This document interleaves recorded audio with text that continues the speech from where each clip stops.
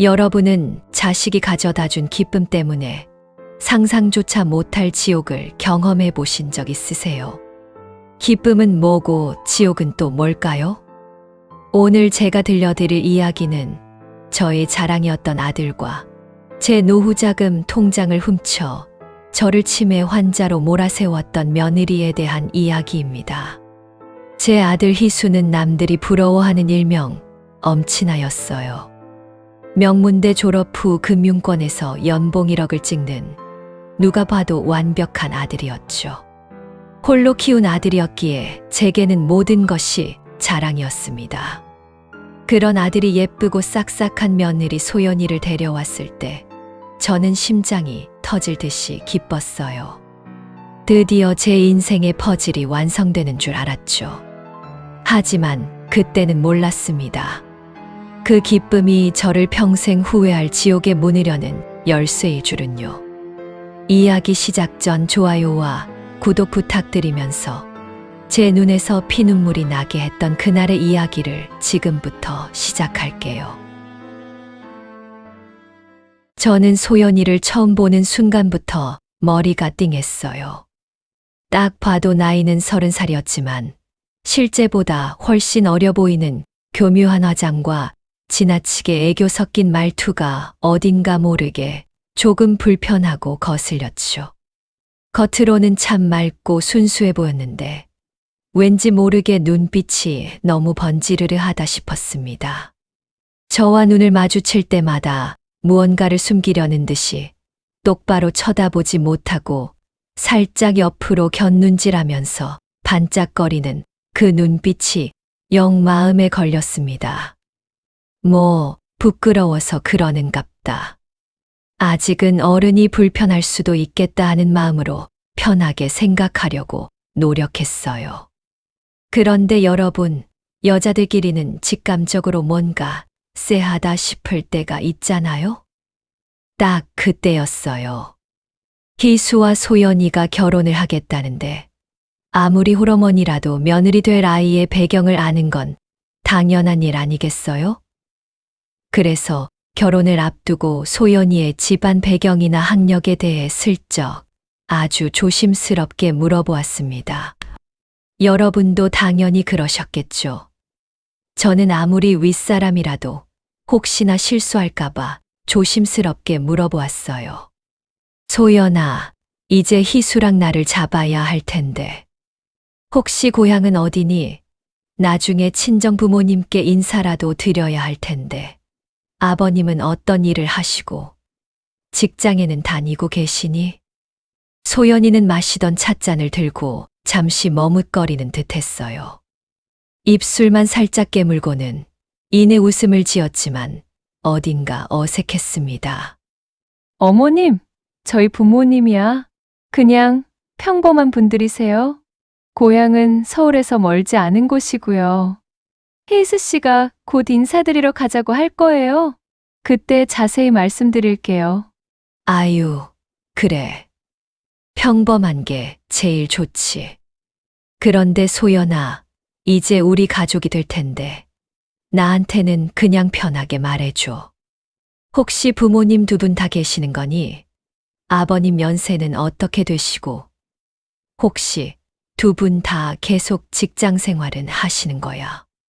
제가 거듭 묻자 소연이는 마시던 차를 탁 소리나게 내려놓더니 저를 똑바로 쳐다보며 눈썹 하나 까딱하지 않고 말했습니다.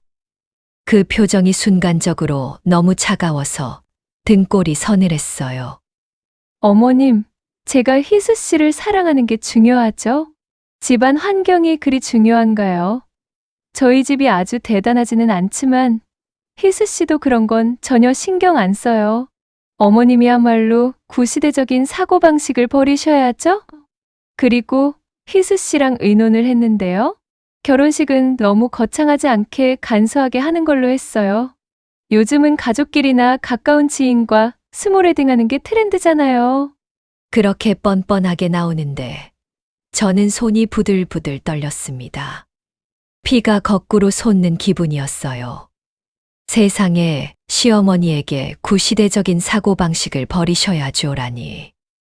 제가 너무 충격을 받은 듯 보이자 소연이는 이내 다시 웃는 얼굴로 돌아와 저에게 팔짱을 끼며 말했습니다.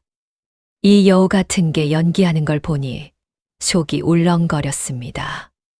어머님, 이제 시대가 바뀌었어요.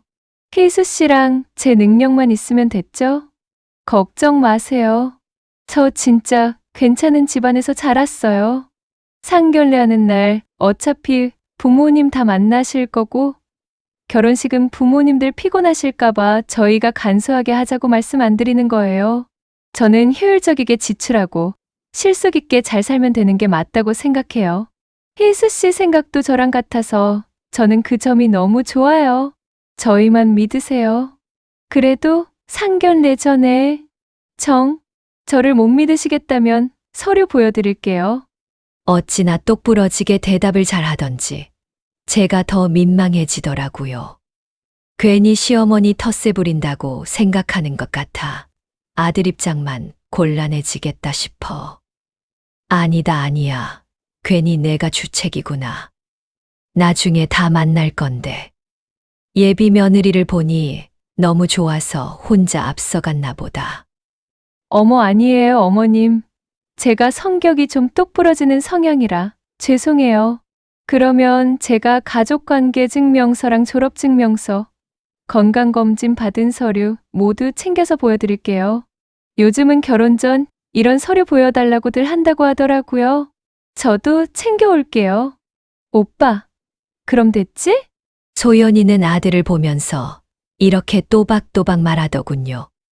아들 희수는 그저 허허대며 고개만 끄덕거리면서 대충 넘어가려는 듯 내 눈치를 살피는 것 같았어요. 그래서 저는 너희가 편한 대로 하라고 했습니다. 소연이는 저를 안심시키려는 것 같았지만 오히려 더 불안해졌습니다. 며칠 뒤 희수 편으로 소연이가 서류 봉투 한 무더기를 보내왔더라고요. 그래서 서류들을 살펴보았더니 어딘가 석연치 않았습니다. 발급 일자가 오래되어 보였고 중요한 정보가 있는 부분만 유난히 흐릿하거나 구겨진 구석이 있었습니다. 그래서 제가 서류들이 좀 오래된 것 같다고 한 말 한마디가 그대로 소연이한테 전해졌나 보더라고요. 에휴, 아들 녀석 눈치 참 없지요. 바로 다음날 소연이 전화가 오더라고요. 어머님은 저를 못 믿으시는군요. 제가 얼마나 서운한지 아세요? 이게 제가 힘들게 시청까지 가서 발급받아 온 건데. 소연이는 눈물까지, 글썽이는 가증스러운 척을 했습니다. 저는 숨이 턱 막히는 기분이었습니다. 제 안에서는 이미 그럴 줄 알았다. 뭔가 숨기는 게 있구나 하는 경고음이 울리고 있었죠. 저는 마지막 희망을 걸고 희수에게 이 사실을 조심스럽게 꺼냈습니다. 희수야, 아무래도 소연이 서류가 좀 이상한 것 같지 않니? 힘들게 받았다고 하는데 좀 오래된 것 같고 많이 구겨져 있어서 잘 안 보이기도 하고. 엄마, 뭘 그런 것까지 캐물어? 서류가 뭐가 중요해? 소연인 그냥 나만 사랑하는 착한 사람이야. 엄마가 너무 예민한 거 아니야? 엄마 혹시 소연이가 맘에 안 들어? 그래서 자꾸 이러시는 거 아니냐고. 자랑스럽던 아들이 소연이 앞에서는 한없이 약해지고 맹목적이 되는 모습에 심장이 쿵 하고 내려앉았어요. 내가 너무 속이 좁은 건가? 아들이 저렇게 좋아하는데 내가 방해하면 안 되는 건가? 하고 스스로를 다그쳤죠. 여러분이라면 이 순간 아들의 맹목적인 사랑을 이기실 수 있었겠어요? 결국 아들이 소연이 없이는 못 살겠다고 내달리는 모습에 저는 그 모든 의심을 가슴속에 묻고 그 결혼을 허락했습니다. 그때 알았습니다. 제 아들은 이미 사랑이라는 달콤한 덫에 꼼짝없이 걸렸다는 것을요. 저는 그저 그 덫이 얼마나 깊은 구렁텅이일지 두려움에 떨며 지켜볼 수밖에 없었습니다. 결혼 후에도 소연이의 태도는 변함이 없었습니다. 아니, 오히려 더 노골적이 되었다는 표현이 맞을 겁니다. 결혼 전에는 형식적인 애교라도 떨었지만 결혼하고 나니 저에게는 정말 필요할 때만 연락하는 기계적인 관계가 되었죠. 어쩌다 저와 만날 일이 있어도 눈은 제 얼굴이 아닌 딴 곳을 보거나 핸드폰만 보거나 하며 따분해하는 표정으로 있었습니다. 의무적으로 시간 때우는 듯한 행동은 누가 봐도 알 수 있었으니까요. 하지만 돈 이야기가 나올 때만큼은 눈이 반짝였습니다. 소연이는 저에게 형식적인 안부 전화만 할 뿐, 만날 때마다 혹은 전화 통화 중에 아주 집요하게 집안의 재산 규모를 캐물었습니다. 솔직히 시어머니에게 대놓고 자꾸 돈 이야기를 꺼내는 며느리. 기가 막히지 않나요? 소연이는 마치 제가 가진 재산이 자신들 미래에 마땅한 밑거름인 양 아주 당당하게 행동했습니다. 가장 놀라웠던 것은 신혼집 문제였습니다. 저희는 희수가 열심히 모은 돈에 제가 보탠 돈을 합쳐서 번듯한 아파트를 마련해 주었습니다. 그런데 소연이는 자꾸 그 집의 명의에 대해 물었습니다. 어머님, 신혼집 명의는 공동으로 해야 하는 거 아닌가요? 희수 씨 단독 명의로 되어 있으니 제가 불안해요. 요즘은 다 공동 명의로 하던데 제가 진짜 가족이 된 느낌을 받고 싶어서 그래요. 소연아, 그건 희수랑 네가 상의해서 결정할 문제지. 왜 나한테 묻니? 어머님, 혹시 기분 나쁘셨어요? 저를 못 믿으시는 건 아니죠? 저도 희수 씨와 행복하게 살고 싶어서 그러는 거예요. 우리 진짜 가족이잖아요. 그래, 꼭 집이 공동명의인 게 중요하고 불안하다면 희수랑 의논하거라. 소연이의 말을 들을 때마다 제 속은 부글부글 끓었습니다. 명목은 희수 씨와의 행복이었지만 저는 그 날카로운 눈빛에서 돈만 보았습니다. 결혼한 지 몇 달이 채 되지 않아 소연이는 한술 더 떴습니다. 어느 날 제 아파트로 찾아와서는 차를 마시면서 아주 자연스럽게 가장 민감한 부분을 건드렸습니다. 어머님, 아버님이 남기신 현금은 얼마나 되세요? 희수 씨 말로는 어머님이 아주 철저하게 관리하신다고 들었어요. 저희가 지금 수익률이 아주 좋은 투자처를 찾았는데 어머님 돈을 굴려드리면 좋을 것 같아서요. 얘야, 돈 굴리는 건 너희 일이니 너희가 알아서 하렴. 그건 내 노후 자금이다. 네가 신경 쓸 일이 아니야. 내가 쓸 돈은 내가 관리할 거야. 어머님, 저 이자 쓰려는 게 아니에요. 희수 씨가 앞으로 더 높은 자리로 올라가야 하잖아요. 희수 씨도 승진하려면 암튼 투자를 해서 돈을 불려야죠. 희수 씨 미래를 위한 거예요. 걱정 마세요. 그 돈 결국 희수 씨 거잖아요. 미리 줬다 생각하시면 안 될까요? 지금 그 기회 놓치면 너무 아까워서 그래요, 어머니. 그 돈 결국 희수 씨 거잖아요. 라는 그 말에 제 심장이 철렁 내려앉았습니다. 소연이에게 저는 그저 아들의 재산을 지키고 있는 임시 관리인에 불과했던 겁니다. 소연이가 사랑한 것은 희수의 껍데기와 연봉이었고 제가 가진 노후 자산이었어요. 가증스럽게 굴면서 제 돈을 탐내는 그 모습에 싹수가 노랗다는 말이 절로 나왔습니다. 제가 불쾌함을 숨기지 못하고 표정이 굳어지자 소연이는 다시 애교 섞인 표정으로 돌아가 희수에게 전화를 했습니다. 그리고는 어처구니 없는 거짓말을 하더군요. 여보, 어머니께서 아버님이 남긴 돈은 알아서 쓸 때가 있다고 하시네. 난 그저 좋은 마음에 말씀드렸는데 내가 어머니 재산이나 탐내는 것처럼 보이셨나 봐. 속상하지만 어쩌겠어. 나는 괜찮아, 여보. 어머님 마음 이해해. 그리고는 한숨을 푹푹 쉬더니 몸이 안 좋다며 집으로 가버렸어요. 소연이가 떠난 후 얼마 뒤 희수에게서 전화가 왔습니다. 엄마, 소연이가 워낙 알뜰해서 그래. 엄마 재산 탐내는 거 절대 아니야. 걱정 좀 그만해. 엄마도 소연이 좀 이해해줘. 소연이가 우리 미래를 생각해서 그러는 거잖아. 엄마는 뭐가 그렇게 마음에 안 들어서. 소연이 말이라면 다 부정적이야. 괜히 우리 소연이만 오해받고 내가 너무 난처하네, 엄마 때문에. 아들의 그 말 한마디가 저에게는 가장 큰 배신이었습니다.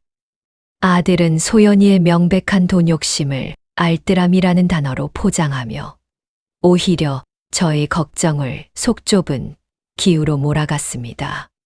저의 눈에는 이미 희수마저 소연이의 소나귀에 놀아나는 것처럼 보였어요. 여러분이라면 저처럼 억장이 무너지고 피가 거꾸로 솟는 이 상황을 어떻게 감당하셨겠어요? 저는 그저 이 결혼이 잘못되었다는 것을, 제가 가진 모든 것을 지키기 위해서는 이 싹수 없는 며느리를 경계하고 제 마지막 보루를 사수해야 한다는 것을 뼈저리게 깨달을 뿐이었습니다. 그러나 이 마음을 누가 알아주겠습니까? 그렇게 벙어리 냉가슴 앓는 시간을 보내고 있었습니다. 사실 앞선 일들은 경고 신호에 불과했습니다. 소연이가 서운하다고 집으로 횡하니 가버린 지 며칠 동안은 조용했습니다. 저도 그동안 아들한테 섭섭했던 마음을 어느 정도 정리하고 어른인 내가 그래도 집 분위기를 망치면 안 되겠다 싶어 소연이가 좋아한다는 대게도 삶아서 택배로 보내고 아들 몰래 용돈 100만 원도 입금시켜줬어요. 그랬더니 기분이 좀 풀렸는지 소연이는 다시 전화도 오고 안부도 묻고 전처럼 상냥하고 살살 예쁘게 말하는 여시방망이가 되었습니다. 호시탐탐 제 노후자금에 대한 안부 묻는 것도 잊지 않았지만 크게 제 신경을 거슬리게 한다거나 너무 똑부러지게 지적하는 걸 조심하는 것 같더라고요. 제 마음이 천천히 아주 자연스럽게 여유로워져 기분이 편안해지고 있었습니다. 소연이가 또 한 번 희수의 금융 커리어를 교묘하게 이용했습니다. 어느 날이었어요. 그날은 소연이가 화사하게 차려입고 과일 바구니를 들고 왔더라고요. 홍웅거리면서 사뿐사뿐 걸어 들어오는 모습이 반갑다기보다 불안감이 엄습해 왔습니다. 소연이는 꿀이 뚝뚝 떨어지는 애교스런 말투로 그러더군요. 어머님, 희수 씨가 여의도에서는 워낙 떠오르는 유망주라고 해요.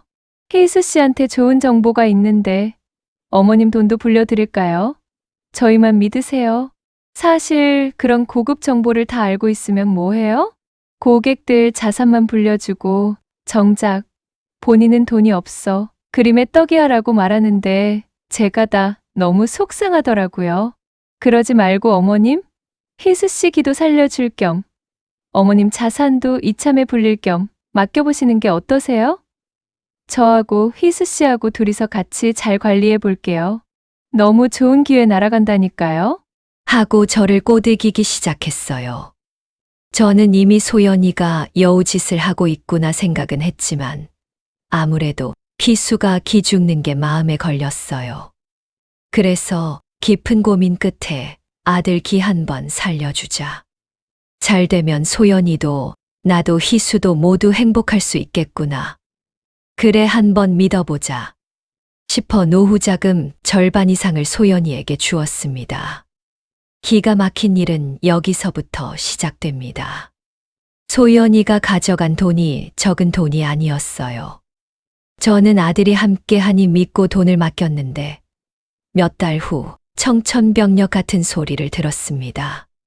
투자했다던 그 돈이 반토막이 났다는 겁니다. 머리가 멍해지더군요. 눈앞이 하얘졌어요. 심장이 무너져 내리는 기분이었습니다. 당장 희수에게 전화를 걸어 무슨 일이냐고 따졌지만 희수는 엄마, 원래 투자는 변동성이 있는 거야. 조금만 기다려봐요. 나 회의가 있어 바빠요. 전화 끊을게요. 하며 전화를 끊어버렸습니다. 아무래도 희수의 회피하는 듯한 말투가 마음에 걸려 아들 집으로 허겁지겁 달려가 보았습니다. 소연아, 이게 무슨 말이니? 내 노후 자금이 반이 날아갔다니. 당장 그 돈 원금이라도 찾자, 응? 소연이는 놀라는 기색 하나 없이 오히려 턱을 꿰고 저를 빤히 쳐다봤습니다. 그 가증스러운 눈빛을 저는 평생 잊지 못할 거예요. 마치 그래서 어쩔 건데 라고 말하는 것 같았습니다. 어머님, 돈은 원래 이렇게 굴리는 거예요. 다 경험이죠. 원금이요? 지금 와서 어쩌라고요? 제가 다시 불려드릴 거예요. 제가 알아서 할게요. 신경 쓰지 마세요. 내가 뭔데 내 노후 자금을 마음대로 하니. 당장 원금 찾자고. 이젠 제가 관리할게요. 어머님은 쉴 때가 되셨어요. 앞으로는 저한테 맡기세요. 다시 불려드릴게요. 걱정할 시간에 맛있는 거나 드세요. 희수 씨도 제가 다 알아서 하라고 했단 말이에요. 뭐, 희수가. 며느리 집까지 깨 저에게 돈 교육을 하고 앉아있는 꼴이라니. 쉴 때가 되셨다는 그 말이 저에게는 내 능력으로는 이제 돈 관리 못한다는 비웃음, 나아가 방해하지 말고 입 다물고 있어라는 협박으로 들렸어요. 피가 거꾸로 솟는 분노에 저는 그 자리에서 쓰러질 뻔했습니다. 혈압이 치솟아 눈앞이 흐려지더군요. 그때 희수가 퇴근하고 돌아왔습니다. 저는 마지막 희망을 걸고 부들부들 떨리는 몸으로 희수에게 매달렸습니다. 희수야, 소연이가 내 돈을 다 날렸어. 네가 좀 어떻게 해봐. 너마저 엄마를 외면할 거니. 희수는 복잡한 표정을 지었지만 결국 소연이 쪽을 택했습니다. 희수는 소연이의 손을 잡고 저를 바라보았습니다. 엄마, 소연이가 얼마나 머리 좋은데? 소연이가 엄마 돈 불려주려고 얼마나 노력하는 줄 알아? 엄마도 좀 배웠으면 좋겠네. 엄마가 너무 예민한 거야. 괜히 소연이 기죽이지 마. 아까 내가 그랬잖아. 투자엔 변동성이 있는 거라고. 안 그래도 투자 타이밍이 안 좋아서 스트레스 받는데 엄마까지 왜 그래? 아들은 저보다 소연이를 믿는다며 저를 답답한 노인 취급했어요. 심장이 무너져 내렸습니다. 한술 더해 소연이는 낙담하는 저를 보고 그러길래 어머님, 제가 처음에 투자 권유했을 때 그때 저 의심하지 마시고 빨리 돈 주셨으면 이런 일 없었잖아요. 최선을 다하고 있는 사람한테 이렇게 몰아세우기까지 하시니 너무 섭섭하네요. 이래서 잘하면 기본이고 조금만 못하면 다 남 탓이라니까 너무 속상하네요. 하며 닭똥 같은 눈물을 뚝뚝 떨어뜨리는 거예요. 여보, 울지 마. 당신이 뭐 잘못한 게 있다고 울긴 해 울어? 엄마, 돈을 다 날린 것도 아닌데 벌써부터 이 난리야? 내가 행복하게 사는 게 그렇게 싫어? 아, 진짜 짜증나. 엄마 집에 가라고. 희수가 소연이를 안으며 저에게 소리쳤습니다. 돈을 잃은 고통보다 아들에게서 오는 배신감이 저를 더 힘들게 했어요. 엄친아라는 아들의 그림자에 가려져 저는 소연이에게 돈과 정신까지 모두 유린당하는 기분이었습니다. 이제 저는 정말 빈 껍데기만 남은 것 같았어요. 제 노년은 완전히 무너져 내렸습니다. 노후 자금 손실로 제 속이 부글부글 끓는 와중에도 소연이는 저의 마지막 남은 자존심까지 짓밟아 놓았습니다. 바로 제 생일 가족 모임 날이었죠. 돈은 잃었어도 아들 내외와 잘 지내고 싶었습니다. 마침 희수도 이 상황을 풀고 싶었는지 다가오는 제 생일날 생일상을 직접 차려주고 싶다고 집으로 초대를 하더라고요. 모처럼 기분 좋게 차려입고 애들 집에 갔습니다. 소연이가 기특하게도 직접 생일 미역국을 끓여준다고 했어요. 설레는 마음으로 생일상에 앉았죠. 소연이가 정성껏 끓인 미역국을 한술 떴습니다. 소연아, 국물이 진하고 맛이 깊구나. 고맙다. 저는 정말 덕담을 해주고 싶었어요. 그런데 소연이는 제 칭찬에도 불구하고 표정이 좋지 않았습니다. 희수가 잠시 화장실에 간 사이 소연이가 제게 귓속말로 속삭였습니다. 그 말투에는 비웃음과 노골적인 무시가 담겨 있었어요. 어머님, 그거 사실 시판 미역국이에요. 제가 트러플 오일이랑 최고급 소고기를 따로 넣어서 끓이기만 한 거예요. 그냥 맹탕 국물에 미역만 넣은 것보단 훨씬 낫잖아요? 저는 제 귀를 의심했습니다. 제가 국물이 진하고 깊다고 정성껏 칭찬했던 것을 시판 맹탕 국물이라고 비웃고 마치 저의 미각이 둔해서 그 고급 첨가물의 차이도 못 느끼는 사람 취급을 하는 것이었습니다. 게다가 시판을 숨기지도 않고 자랑처럼 말하다니 기가 찰 노릇이었습니다. 소연아, 네가 정성 들여 끓였다기에 고맙다고 한 거다. 굳이 시판 제품인 것을 밝혀서 나를 창피 줄 필요는 없잖니? 어머님이 창피하실 건 없죠. 요즘 누가 미역국을 냄비에 서너 시간씩 끓이고 있어요? 시대가 달라졌잖아요. 그리고 제가 어머님 드시라고 트러플까지 넣었는데 어머님 미각은 그냥 미역국이면 다 똑같은가 봐요. 희수 씨는 맛의 차이를 바로 아는데. 그러더니 소연이는 더 기가 막힌 말을 하더군요. 이는 저의 어머니로서의 경험 자체를 부정하는 발언이었습니다. 그리고 어머님, 예전에 어머님이 끓여주시던 미역국은 사실 좀 느끼하고 텁텁했어요. 희수 씨도 저랑 결혼하고 나서야 진짜 맛있는 미역국이 뭔지 알았다고 하더라고요. 저처럼 요즘 스타일의 깔끔한 미역국이 희수 씨 건강에도 훨씬 좋죠. 저를 완전히 무시했습니다. 시판 제품을 이용한 것이 요즘 스타일이라며 저희 수십 년간의 요리 경험과 어머니로서의 정성을 느끼하고 텁텁한 구시대적 맛으로 치부하다니.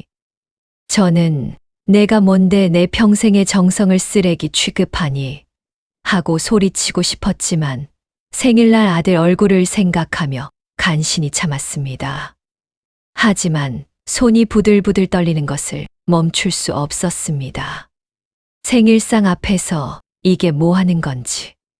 미역국 2번 먹었다가는 사람 하나 바보 만드는 건 시간 문제겠더라고요. 소연이는 도대체 왜 나를 이렇게 하대하는 걸까요? 희수가 자리에 돌아오자 소연이는 난처한 듯한 불쌍한 표정으로 변하더군요. 여보, 어머님께서 생일상이 마음에 안 드시나 봐. 죄송해요, 어머님. 제가 더 신경 써야 했었는데. 이건 또 무슨 상황이랍니까? 소연이는 오늘 생일상을 핑계로 아주 작정을 했구나. 결국 저는 분노를 참지 못하고 소리를 질렀습니다. 희수야, 너는 저런 무례한 아이가 예의 바르다고 생각하냐? 소연이가 엄마를 무시하고 있어. 생일날 이게 무슨 일이냐? 희수는 숟가락을 내려놓더니 오히려 저에게 화를 냈습니다. 그의 눈빛에는 짜증과 피로감이 가득했습니다. 둘이 왜 자꾸 싸워? 엄마도 나이 드니 예민해지잖아. 소연이 좀 이해해줘. 소연이는 그냥 깔끔한 걸 좋아해서 그래. 이런 걸로 분위기 좀 망치지 마. 엄마 좀 그만해. 심장이 무너져 내렸어요. 아들은 소연이의 명백한 무례함을 깔끔함으로 옹호하고 저의 정당한 분노를 예민함으로 치부했습니다. 아들 앞에서 저는 완전히 존중받지 못하는 모욕감을 느꼈습니다. 엄마로서의 제 권위는 완전히 사라지고 저는 그저 아들 부부의 삶에 방해되는 낡은 짐처럼 취급당하고 있었죠. 여러분이라면 저처럼 억장이 무너지고 피눈물이 나는 이 상황을 어떻게 감당하셨겠어요? 그날 이후 저는 확신했습니다. 이 집에는 어머니의 자리는 없다는 것을요. 그리고 저는 곧 버려질 것이라는 서늘한 예감에 사로잡혔습니다. 이 모든 수모는 앞으로 닥칠 더 큰 불행의 서막에 불과했습니다. 생일날 어머니의 자리를 잃고 돌아온 저는 이제 마지막 남은 방어선을 확인해야 했습니다. 제가 따로 관리하던 마지막 남은 노후 자금 통장 말입니다. 제게는 생명줄이자 이 세상에서 저를 지탱해 줄 마지막 힘이었죠. 며칠 밤을 불안에 떨다가 결국 은행에 가서 통장을 확인했습니다. 청천벽력 같은 소리. 눈앞에 펼쳐진 잔고는 제가 알던 금액이 아니었습니다. 수천만 원에 달하는 거액이 흔적도 없이 사라진 것을 발견한 겁니다. 제 명의의 통장이었지만 소연이가 제 인감과 도장을 교묘하게 손에 넣었는지 아니면 희수의 정보력을 이용했는지 돈이 통째로 빠져나갔더군요. 저는 그럴 줄 알았다. 저 여우 같은 게 하는 생각에 눈이 뒤집혔습니다. 혈압이 치솟아 눈앞이 흐릿한 상태였지만 저는 이성을 잃지 않으려 발버둥 쳤습니다. 이 돈을 잃으면 저는 정말로 빈 껍데기가 되어버릴 테니까요. 저는 이 돈을 되찾아야 한다는 일념으로 아들 집으로 달려갔습니다. 장소연, 네가 내 통장에서 돈 가져갔지? 당장 내놔. 네가 나한테 마지막 남은 돈까지 손댈 줄은 몰랐다. 어떻게 나한테 이럴 수 있냐? 소연이는 부엌에서 차를 마시다가도 놀라는 기색 하나 없이 오히려 아주 침착하게 저를 바라보았습니다. 그리고 입가에 가증스러운 미소를 지었습니다. 그 표정은 제가 그동안 보았던 소연이의 얼굴 중 가장 악랄하고 싸늘한 모습이었습니다. 어머님, 제가 뭘 가져갔다는 거죠? 혹시 어머님, 기억을 자꾸 잊으시는 거 아니에요? 증거 있나요? 통장이나 제대로 확인하셨어요? 어머님 통장은 원래 잔고가 별로 없지 않나요? 글자나도 어머니 요즘 부쩍 예민하시고 감정 기복도 심하신 것 같아요. 기억도 깜빡깜빡 심하신 게 아무래도 치매 같아요. 검사 한번 받아보세요. 입이 얼어붙었습니다. 돈을 훔친 것도 모자라 저를 정신이 온전치 못한 사람으로 몰아가는 겁니다. 그 적반하장에 저는 숨도 쉬어지지 않았어요. 머리가 터져버릴 것 같았죠. 제 존엄성을 짓밟는 그 말 한마디 한마디에 제 영혼이 갈갈이 찢기는 것 같았습니다. 이 싸가지 없는 것이 네가 내 통장 잔고를 다 털어갔잖아. 내가 평생 모은 돈이야. 어머님, 진정하세요. 자꾸 소리를 지르시니까 제가 더 걱정돼요.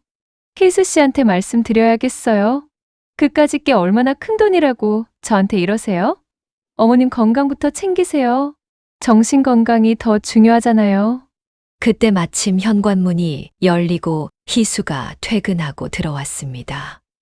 소연이는 저를 향한 악마의 미소를 순식간에 눈물 섞인 걱정으로 바꾸었습니다. 눈물 한 방울 없이 눈 깜짝할 사이에 희대의 연극을 시작했습니다. 소연이는 울먹이는 목소리로 희수에게 달려가 안겼습니다. 여보, 어떡해. 어머님이 자꾸 돈이 없어졌다고 나를 의심해. 요즘 들어 자꾸 기억을 잊으시는 것 같아. 나도 무섭고 어머님도 걱정돼. 빨리 병원에 모시고 가야 할 것 같아. 어머님 상태가 점점 심해져. 희수는 지친 표정으로 저를 바라보았습니다. 아들의 눈빛에는 엄마가 나에게 짐이 되는구나 하는 노골적인 실망감과 소연이를 향한 맹목적인 믿음이 가득했습니다. 엄마, 소연이한테 왜 그래 도대체? 내가 병원 같이 가줄게. 요즘 많이 힘들어 보여. 소연이 말처럼 좀 쉬어야 할 것 같아, 엄마. 뭐야? 너도 내가 정신이 이상하다고 생각하는 거야? 난 멀쩡하다고. 지금 내 통장에 잔고가 없다니까? 엄마, 예전에 나한테 투자한다고 돈 두시고 뭐가 얼마나 남았겠어요? 엄마 혹시 그때 일로 아직 화가 안 풀린 거예요? 엄마 제발요, 이제 그만 좀 하세요. 심장이 무너져 내렸어요. 청천벽력 같은 소리. 30평생 키운 아들이 며느리의 가증스러운 연극에 속아 넘어가 제 정신을 의심하며 며느리 편을 드는 순간 저는 완전히 고립되었습니다. 저의 존엄성은 돈과 함께 바닥에 떨어졌고 아들에게조차 돌봐야 할 짐 취급을 당했습니다. 저는 인정할 수 없는 듯 그 자리에 주저앉았습니다. 식은땀이 제 옷을 흥건히 적셨습니다. 이제 알았습니다. 이 결혼은 지옥의 덫이었고 저는 그 덫 안에서 아들에게조차 버림받은 외톨이가 된 것입니다. 돈을 잃은 슬픔보다 아들에게 당한 이 배신감이 저를 더 이상 버틸 수 없게 만들었습니다. 이제는 이 지옥에서 벗어나야 했습니다.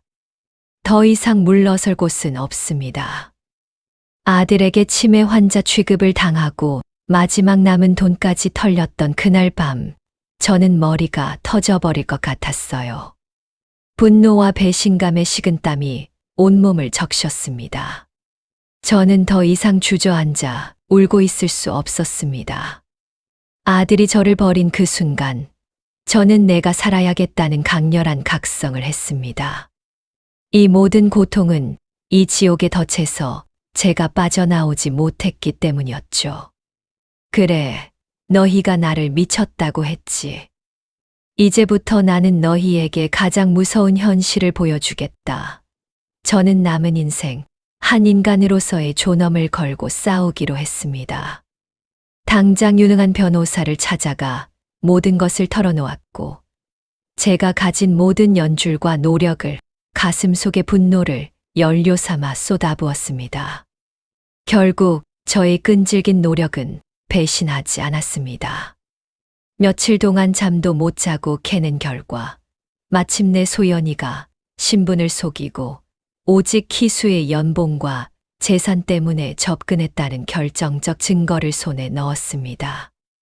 그녀의 불분명했던 과거 직업, 이전 결혼에서 재산을 노린 기록, 그리고 저에게 돈을 요구했던 녹취록까지 모두 담겨 있었죠. 저는 그 파일의 무게가 제 남은 생의 무게와 같다고 느꼈습니다. 저는 그 증거 파일을 들고 다시 아들 집으로 향했습니다. 몸에서는 식은땀이 났지만 눈빛은 더 이상 떨리지 않았습니다. 떨림 대신 분노가 서린 강철 같은 빛이 감돌았죠. 소연이는 저를 보자 또다시 가증스럽게 웃으며 어머님, 오늘은 병원에 가보셨어요? 제가 예약해 드릴까요? 하고 비아냥거렸습니다. 저는 그 말에 대답 대신 증거 파일이 담긴 두툼한 서류 봉투를 소연이의 얼굴 앞에 던졌습니다. 봉투가 테이블 위에 촤르르 펼쳐지며 내용물이 보였습니다.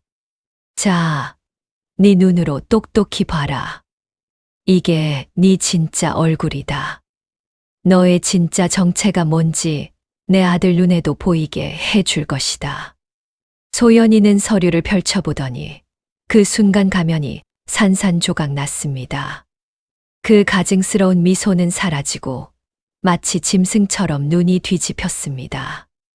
그녀는 서류를 갈갈이 찢으려 했지만 저는 그것을 막아섰습니다. 이 늙은이가 감히 당신이 나를 어떻게 해보겠다고? 이 서류, 희수 씨한테는 아무것도 아니야. 엄마가 나를 모함한 조작된 거짓이라고 믿을 거야. 당신은 내가 이 집에서 나갈 줄 알지? 꿈도 꾸지 마. 아니, 이제는 네 말빨 따위는 통하지 않아. 너는 내 아들의 사랑을 이용한 꽃뱀일 뿐이야. 당장 이혼하고 내 돈 모두 토해내. 너의 모든 악행을 법정에서 밝힐 테니까.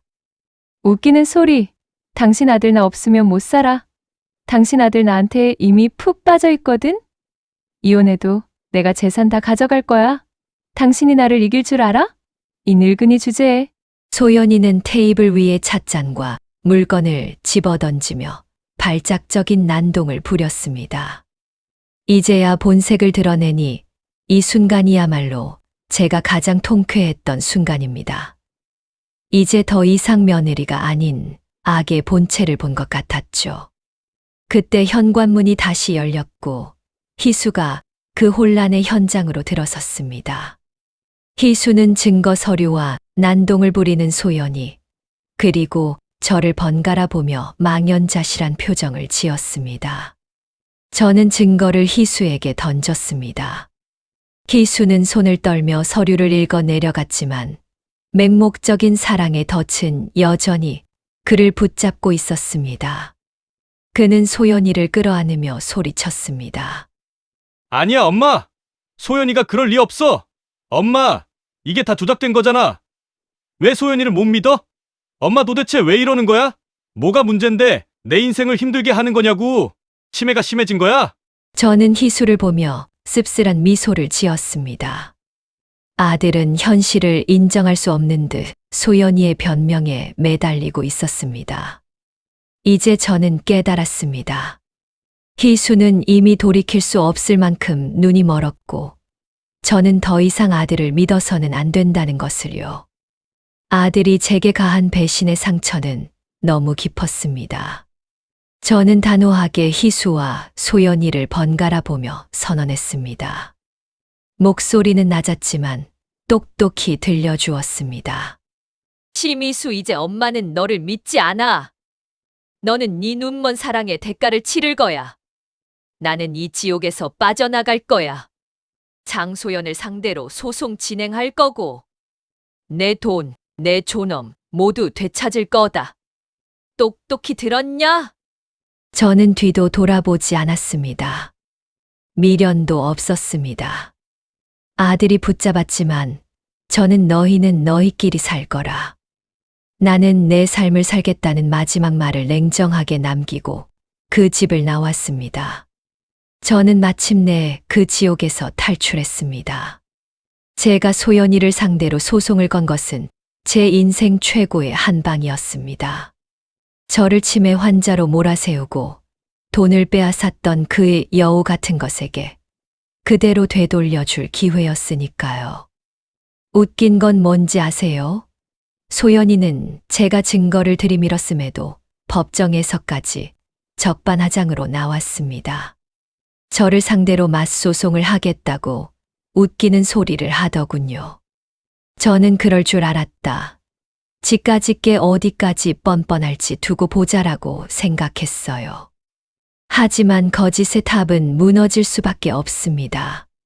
소연이는 자신이 쌓아올린 거짓말 때문에 스스로 파멸하고 있었습니다. 제가 확보한 신분 위조, 증거와 돈을 빼돌린 정황이 법정에서 모두 밝혀졌습니다.